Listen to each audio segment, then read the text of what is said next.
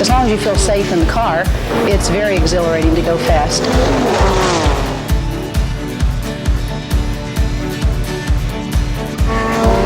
I believe the fastest that I have actually gone was in a Monza race in Italy, and that was about 210 miles per hour.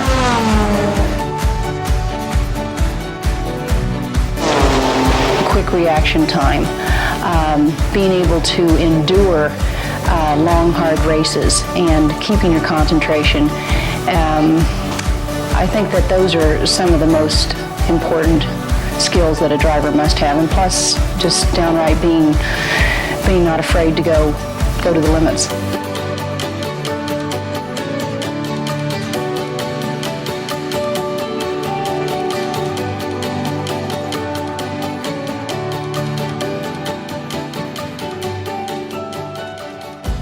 So let's fast forward to 24 Hours Le Mans. Okay. Want to talk a little bit about that? I mean, that is, it's funny, that's what I first heard of you, the first American female to race 24 Hours Le Mans. But the great thing is that, you know, the story is so much more. And as I got to know you that night and that's why we're here today. I wanted to make sure everybody has that opportunity to hear some of these great, funny anecdotes along the way. So please, 24 hours. Thank you. Well, leading up into the 24 hours, I had met, Jürgen Barth had put me in touch with the, I don't know if you know who Jürgen Barth is. He's with customer relations and service out of Porsche AG in Stuttgart and Weissach. And so he put me in several other cars, but he put me in touch with the Charles Ivy Racing, put me in that car and so forth. And I ran a couple of races prior to that time.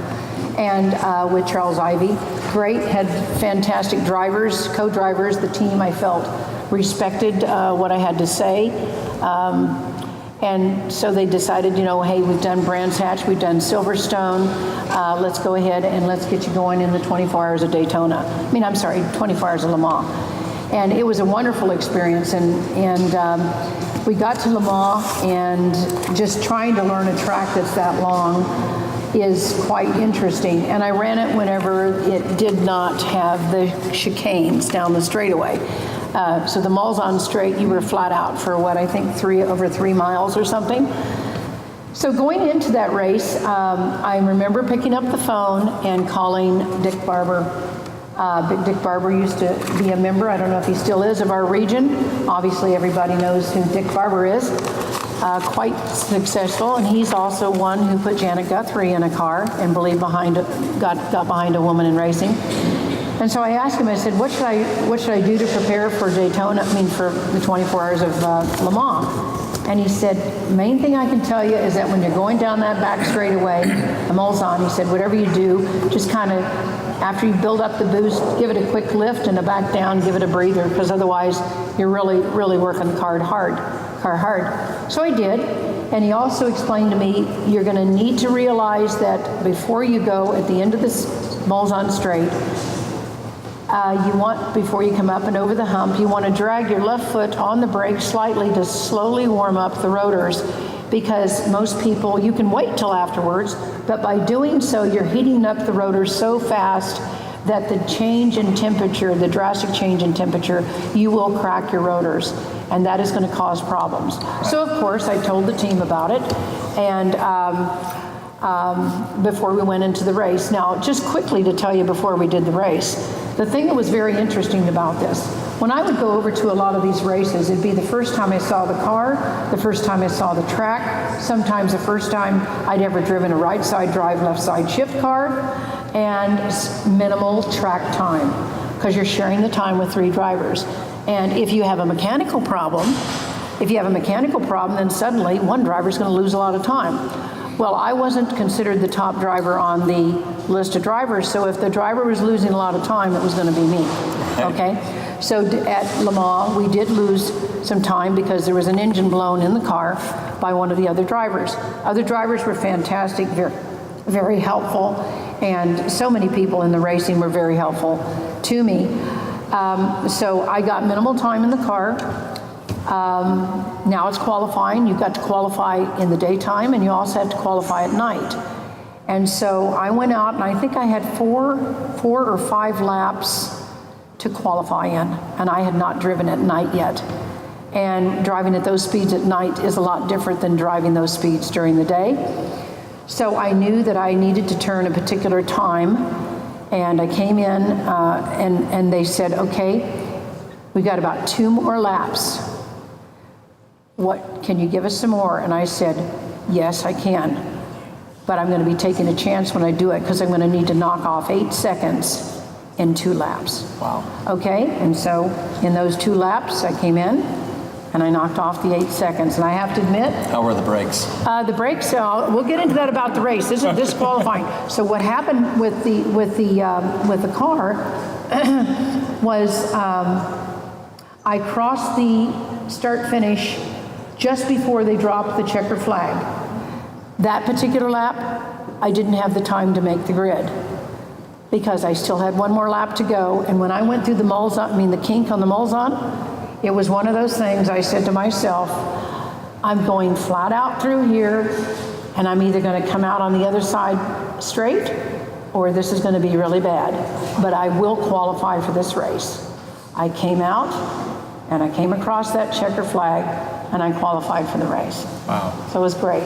Now, as far as the race, something I wanted to tell you about, as you were asking about these brakes and the rotors and stuff, I did warn the team about the rotors. It was very interesting when I went into the drivers' meeting because there was about 170 drivers. And I was wondering why, it was sort of like I was wondering why people were looking at me. And I'm like, why is everybody staring at me? And I realized, well, that's because I was the only woman driver at the race. And so the interesting part about it, we did start the race. We had problems right off the bat. We had an overheating problem. I think we had the car was running lean, so I think we were damaging, a piston or whatever. And so we went out into the race and everybody got their leg, and I warned everybody about the rotor situation. First thing I did was I get in the car and I exit the pits, go underneath the Dunlop bridge, down heavy braking, and I'm feeling it through the pedal, and I'm like, I've got cracked rotors.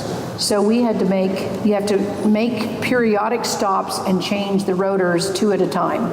And so you knew that if, you probably saw that scenery where that car was coming at the end of the straight and suddenly turned left, that probably was a cracked rotor, because the only way he's turning left is because the rotor cracked and it exploded or whatever. Right.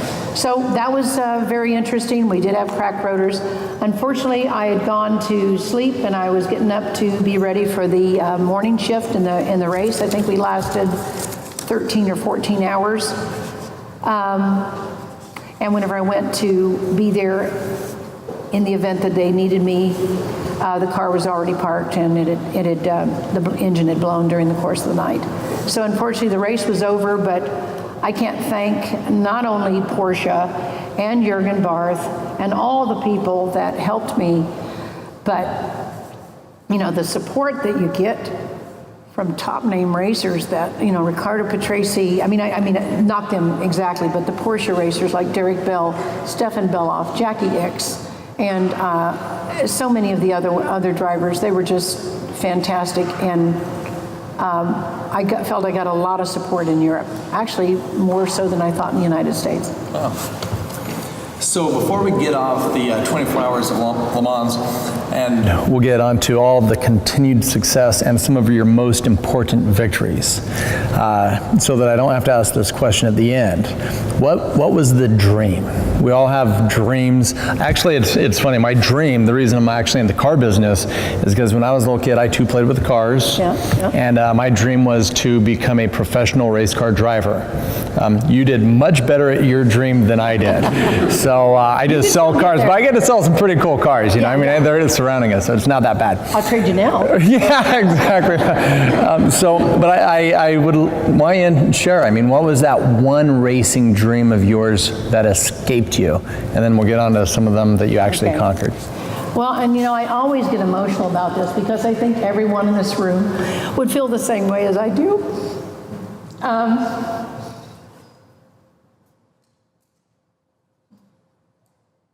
I just wanted to stand on the victory stand at Le Mans and hear my national anthem and see my flag go up. Yeah.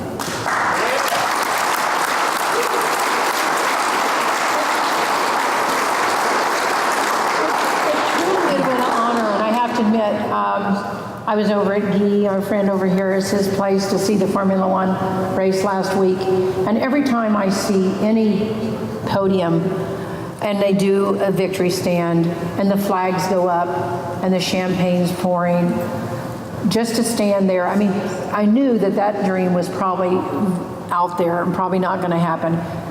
But I tell you one thing, it was a dream I always had and I always will have, even though I can't achieve it.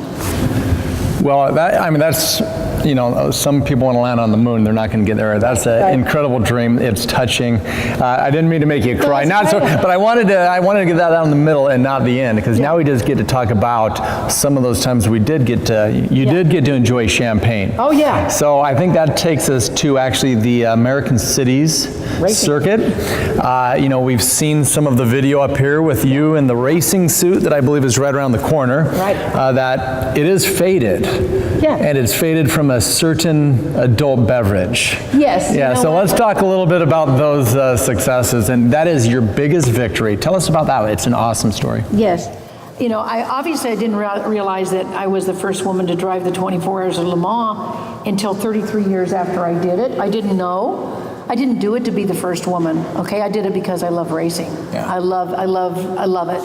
So what happened was with the American City Racing League, the suit is faded somewhat, but it's a good fade because it's faded from champagne. I think we were on the victory stand at every single race. Emotional here. In 1994, whenever I won the championship, that year, I'd run the first race and I'd finished second. I'd been doing really well years up to that, and we knew that the car was competitive. Paul had designed the car. We had this heaviest car on the grid and the oldest car on the grid, and we ended up that I finished second at the first race, and we had 7 races to go. And going into the second race, Paul was diagnosed with cancer. So I told Paul, I said, Paul, you know what? I think we need to concentrate on you, sweetheart. You've given me so much and given up so much to me. We need to concentrate on you. And he said, Margie, the way you're going to concentrate on me is, he says, I know this is your year, and I know you can win this championship. And I said, okay, if any time I'm ever going to go out there and win it, it's going to be for you. And so we went into all these races and was finishing second and second and second and second. While I'm here, I'd like to recognize I have several crew that were here and that had helped me through our racing. Charlie Wallace, are you here? Are you Charlie? Charlie is on my crew.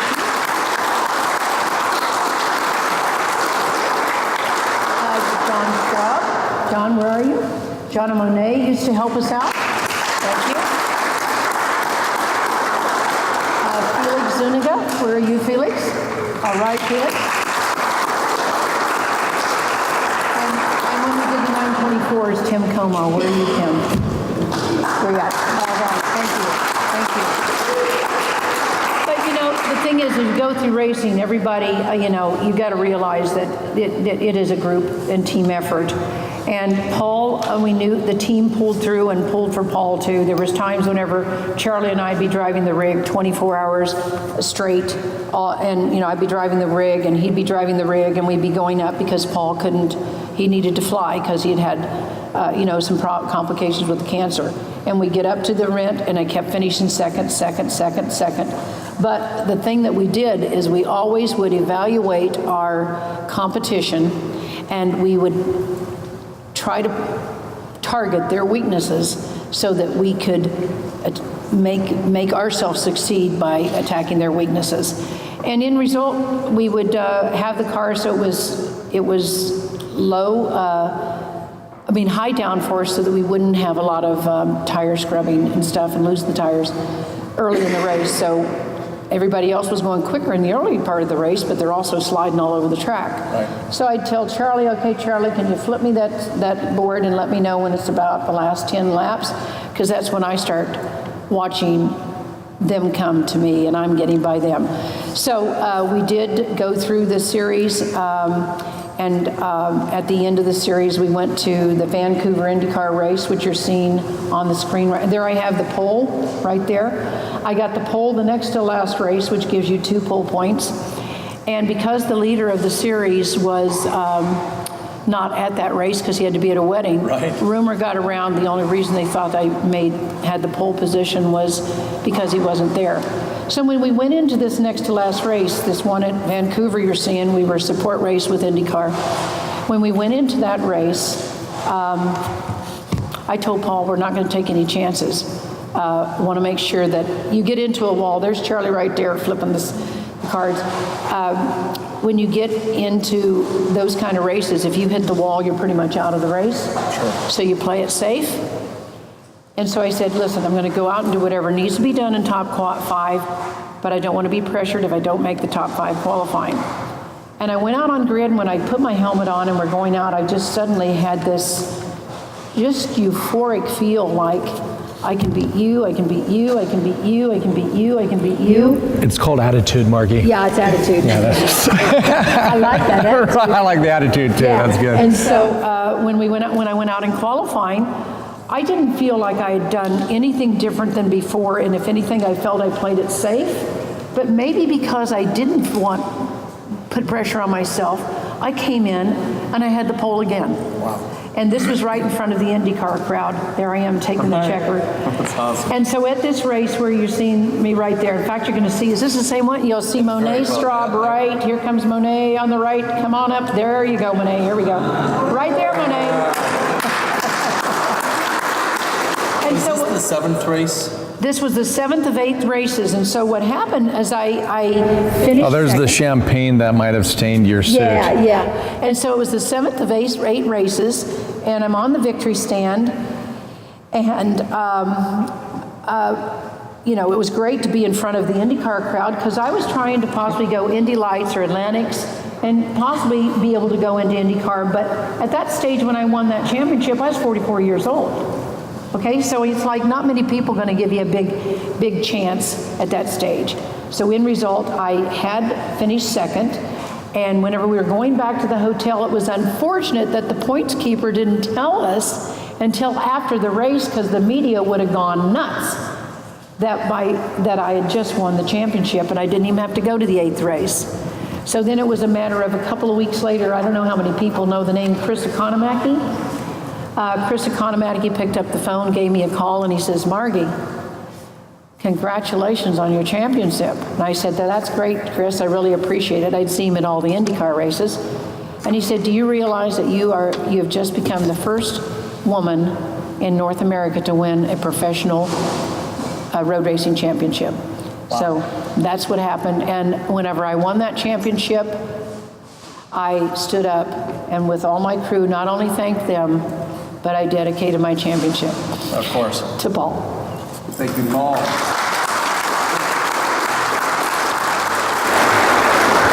I get emotional. I don't think anybody minds the emotion. Yeah. I think we all get that. I mean, it's just really pretty gripping.